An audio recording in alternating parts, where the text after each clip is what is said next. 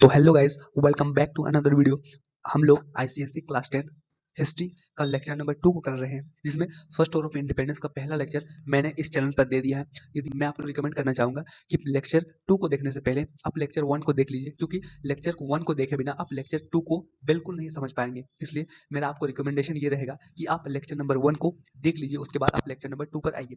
हम लोग first war of independence जो हुआ उसके पीछे का जो पॉलिटिकल कॉज है उसको कर रहे हैं, जिसमें हम लोग आउटराइट वॉर्स को पहले लेक्चर के अंदर देख लिए हैं। आउटराइट वॉर्स क्या है? British east India company direct किसी रूलर के टेरिटरी के साथ वॉर करती थी, और ब्रिटिश ईस्ट इंडिया कंपनी अगर जीतती थी तो अपने टेरिटरी के साथ मिला लेती थी। लेकिन बहुत सारी ऐसे स्टेट थी जिनके साथ वॉर ना करके एग्रीमेंट करना पड़ा था। सो देखिए, अभी हम लोग पॉलिटिकल कॉज का जो सेकंड पॉइंट है, बाय सब्सिडरी अलायंस, उसको कर रहे हैं। इसके अकॉर्डिंग क्या होता है? देखो, बहुत सारे ऐसे टेरिटरी थी जहां ब्रिटिश गवर्नमेंट को डायरेक्ट रूलर के साथ वॉर ना करके एग्रीमेंट के थ्रू ब्रिटिश के टेरिटरी के साथ मिला लेते थे।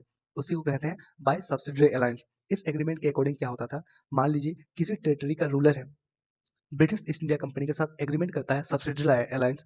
अगर किसी टेरिटरी का ruler British east India company के साथ एग्रीमेंट करता है सब्सिडरी अलायंस का, तो वो अपना सोवरेनिटी है, जो टेरिटरी का जो रूलर है अपना सोवरेनिटी को लूज करता है। अपने सोवरेनिटी को लूज करने का मीनिंग ये है कि अब ब्रिटिश ईस्ट इंडिया कंपनी इसके अंदर इंटरफेरेंस करेगा।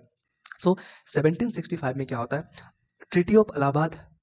ट्रीटी ऑफ इलाहाबाद के अकॉर्डिंग अवध ऐसा पहला किंगडम या अवध का रूलर ऐसा पहला रूलर होता है जो कि इस एग्रीमेंट को एक्सेप्ट करता है। इसके बाद क्या होता है? बहुत सारे, जैसे Nizam of Hyderabad, ruler of Mysore, Raja of Tanjore, और भी बहुत सारे टेरिटरी का जो रूलर है वह इस एग्रीमेंट को एक्सेप्ट करते हैं। लेकिन 1856 में क्या होता है? Awadh was annexed by the British east India company.